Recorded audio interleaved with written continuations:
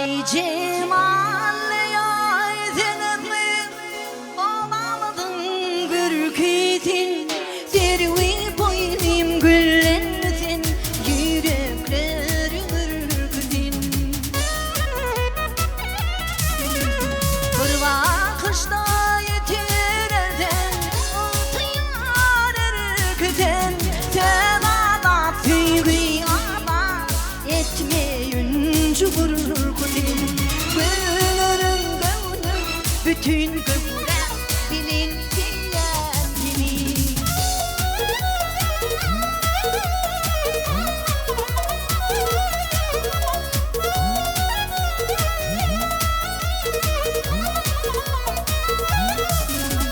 Bitleni neyden çıkana dualar indir sana Sallanayım olsa görendi baş eğir güldürür sana Vakfın ile namadı yar bal şirin dinler sana Bahtiyarın kucağı